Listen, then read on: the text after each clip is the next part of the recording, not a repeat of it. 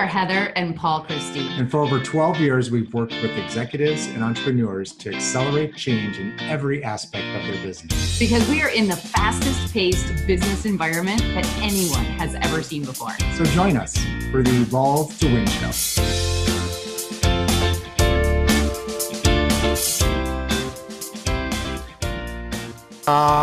Konnichiwa. Welcome to another Evolve to Win show with Heather and Paul. We want to talk to you today about some lessons that we learned on culture from our recent trip to Japan. We just got back a couple days ago, and we had an amazing experience out there. We visited our host son from Japan. We hosted Yo back in 2013, so he's now 22 years old. He lives in Tokyo. He's got 1 year left at the university there called Waseda. And so we finally made it out there to visit him and get to meet his family. And what was really interesting is the culture really is distinct and unique compared with our culture in the United States. And it really made us think about the fact that it's sort of, reminded us how important culture is within companies. And that's sort of a microcosm of what we experience in our culture here. So we thought we would highlight some of these distinctions, talk about, what happens, why it happens, and really then kind of relate that back to why culture is so important in your organization. So let's just start off with one example. What was something that really stood out for you, Paul, that was a distinction in culture in Japan? Well, I think just to start off this conversation about cultures, the Japanese culture we know is a very hardworking industrialist type of country.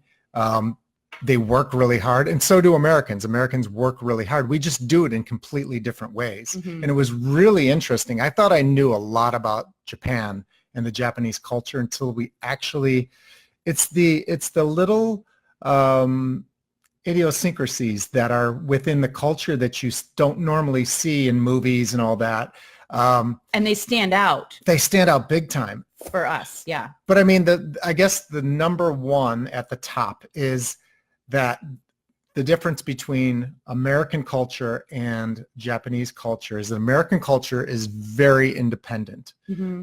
We are just, I don't know, just by nature, maybe because of how we, settled the frontier and we had to go out there and do it on our own back in the day. The Japanese culture is all about compliance and doing things for each other and doing it for the team. Everything's for the team. And it's a really interesting way. When you're there and you actually see it, it's just built into their genes. Like, this is just how they move in their culture, and everybody does it. It's amazing. Yeah. So some examples of that, what we actually witnessed. One of the things that was really interesting for us is that everybody sort of did the same thing. They looked very similar in terms of how they dressed and how they appeared. When you got on a train, everybody was quiet. There were not conversations. Even when people were traveling together, they tended not to have conversations with each other because they were so respectful about the train being quiet time. Yeah. And so it was so quiet on the train. So quiet. Unbelievable. Everybody heard us talking, of course, because we didn't necessarily comply with the culture, but we had things to say, and we just said most people were sleeping on the train or on their cell phones. Yeah. Everybody was on their cell phones. The other thing that we noticed is that they tend to follow the lead of each other, and they call this is the coolest thing. They call it reading the air. We went out for dinner one night with Yo and another exchange student who was present in the United States the same time Yo was. So two Japanese exchange students. And we were talking, and Hitomi was the other student, and she said that we like to read the air. And what this means is they pay attention to what's happening in their surroundings, and they conform to whatever's happening in their surroundings. So there are certain things they will not do. So there are certain questions they will not ask of a service provider, as an example, where they say, oh, we don't do that. Not my culture, right? So, and that was a famous saying of Yo's when he was with us, not my culture, not my culture. And so when they talked about reading the air, I said, that's a really interesting concept. Can you tell me a little bit more about it? And Hitomi said basically that the reading of the culture is paying attention to what's happening in your surroundings so that you know how to behave, right? So that you know what you should do, what you shouldn't do. And let me just give you an example of how ingrained this is. Everybody walks on the left-hand side of the road over there, right? They drive on the left-hand side, they walk on the left-hand side. If you pass on the right-hand side and then get back into the left. So it's just the complete opposite as the United States.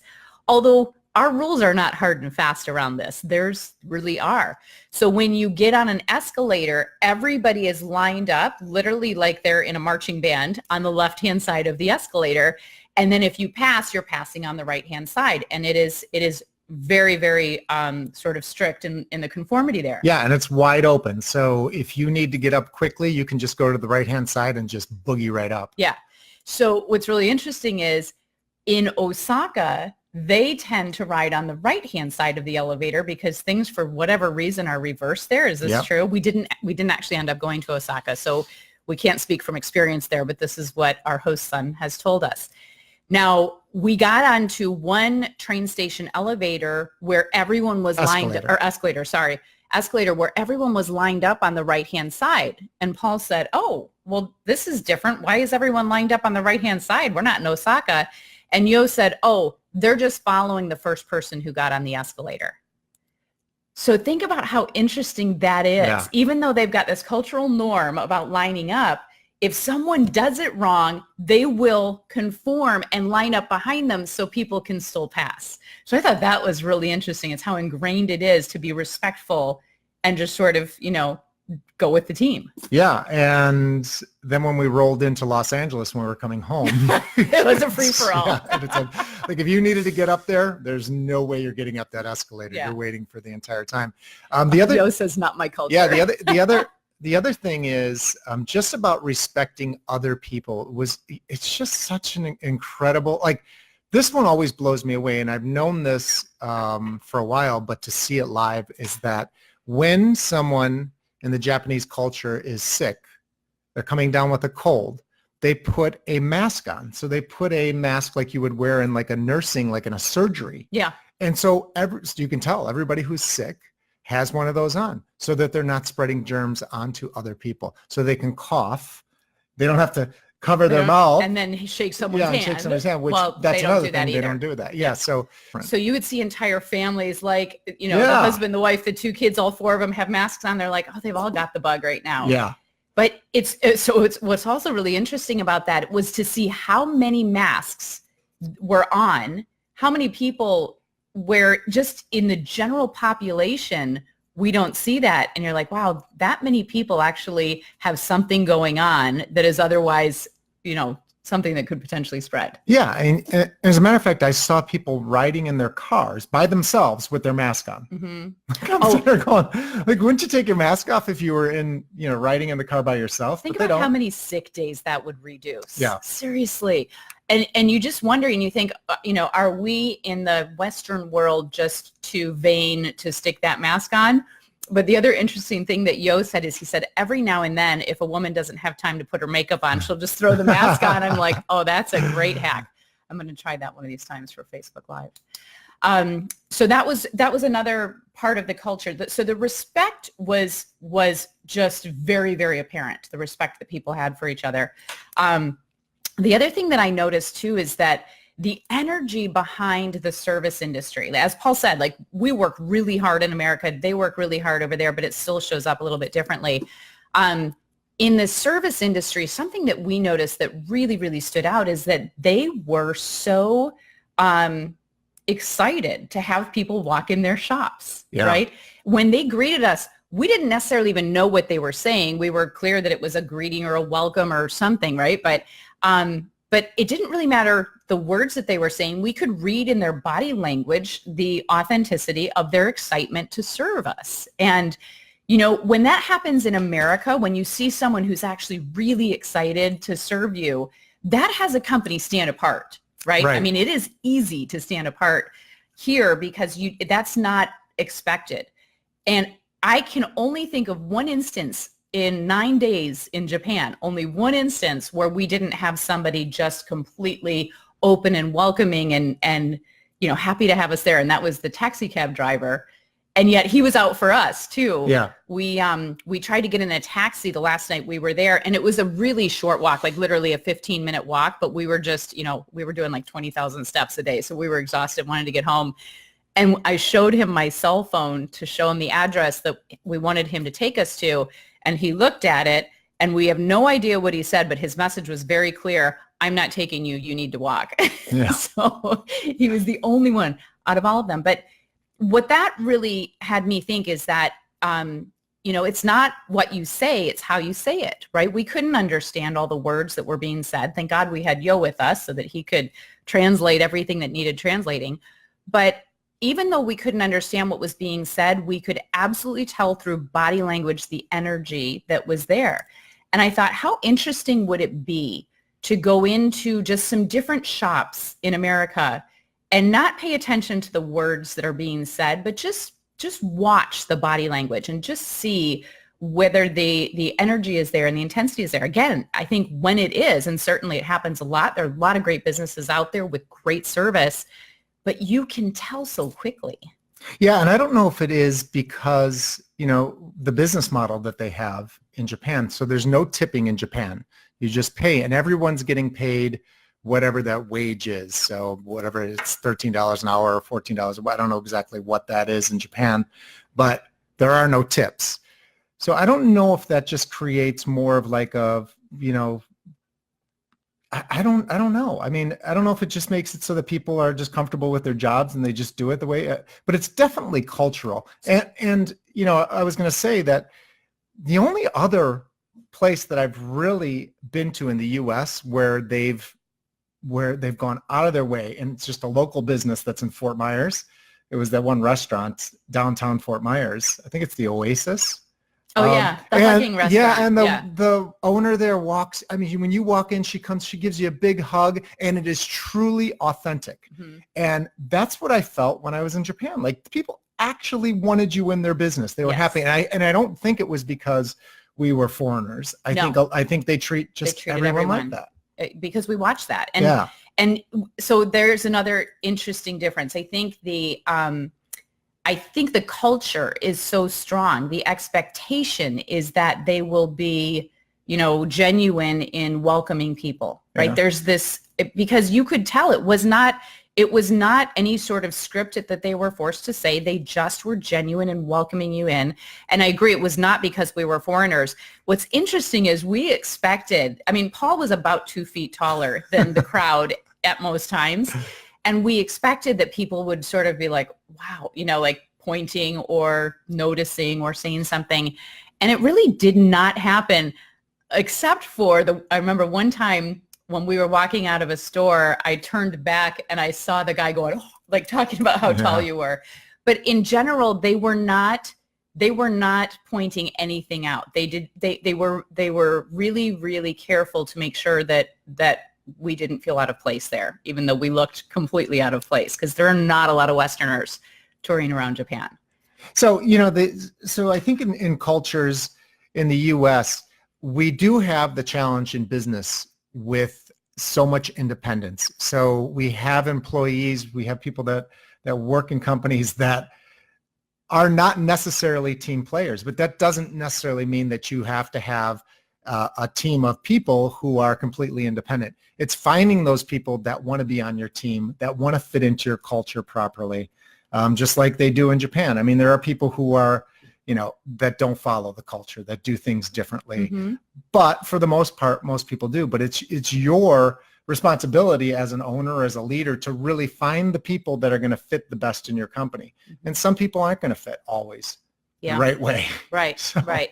So again, we do it very differently. We have more of an independence and a uniqueness that we value, I think, over here, certainly compared with Japan. And if nothing else, what I'd like to say is to really get a feel for some of those very specific differences. We'll find them in every country we go to. But I think going to Japan, we were on the lookout for it, of course. but it stood out so clearly for us. And it just is a reminder to us that culture is so incredibly important in your company. It's what drives everything. When there's a culture that people buy into, and it's the right kind of culture, the one that's been developed purposely, intentionally, and has been repeated enough times that people really are engaged and bought into that cultural values, you have people who have that sort of teamwork. Your company shows up as cohesive. And when that culture doesn't exist at a corporate level, trust me, the culture exists, right? It's still there. It's just created by whomever. Sometimes it's created by a department, and you'll have a completely different culture in one department than you will in another. But it's visible. It's totally visible. And so it's a great opportunity to just check in and look at the different aspects of your culture. Are you really in tune with what the culture is? Do you recognize your own culture? Have you asked other people who visit your company to give you feedback on what they recognize as your culture?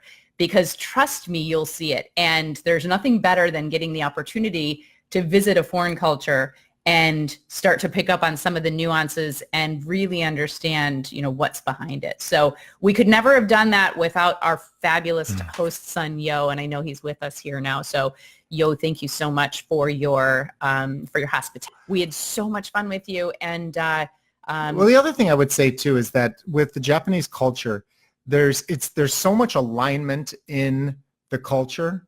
Meaning it's because there's not much diversity. It's just Japanese people. So the alignment, so the teachings from the leaders, who are the parents, are teaching their children the exact culture that they learned and that their parents taught them and their parents taught them that. So there's this trickle down of just alignment of a culture, whereas ours has so much diversity to it that we're bringing different cultures in different ways that people act.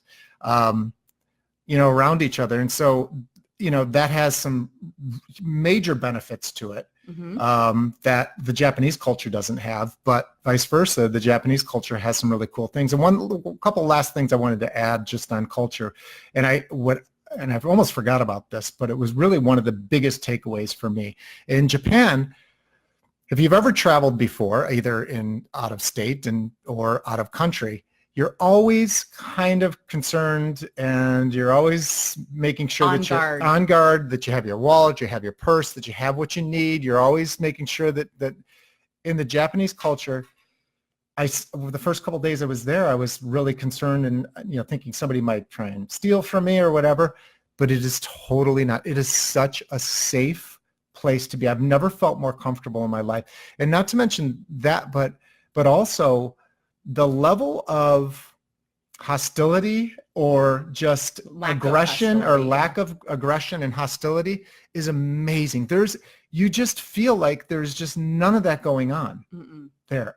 And so much different from how the U.S. is, and especially when you go into cities. Yeah, different So cities we're have in different Tokyo, cultures. and there's very little hostility, very little aggression, very little We didn't pick up on any outbursts or anything. I did not see one person ever arguing with anybody else. I didn't even see one person angry No, with someone else. never. And just from a body language perspective. Right. And driving. I mean, I would watch people as they were driving and, with as much traffic as they have there. And I'd look and I'd say, heard a horn. No. Did you ever hear a horn honk? No. I wonder if they honk horns there. I don't think Yeah. they do. Again, the culture is, it's really strong. And so that was the other really, really cool thing about visiting Japan is that, it felt so safe. There were just no issues. And this is the first time that I've traveled internationally in a while where I felt like I was able to really let my guard down. Yeah. So that was also really cool. Last thing I'll say, because Yo just said domo domo to us, which is you're welcome. Was just a funny mistake that we made at first. And oh my gosh, we're probably not the first Americans to make this mistake. But if you go to Japan, here's a hint. The song Domo Arigato, Mr. Roboto? It's called Mr. Roboto by Styx. Yeah. Right. We actually sang it in karaoke. So we made the false assumption that Domo Arigato meant thank you very much, because you kind of like Domo Arigato, and then it's like thank you very much, Mr. Roboto. So we at times, when we wanted to show extra thanks to someone, we'd say domo arigato, which is like completely wrong. So don't do it. It's just arigato or arigato gozaimasu.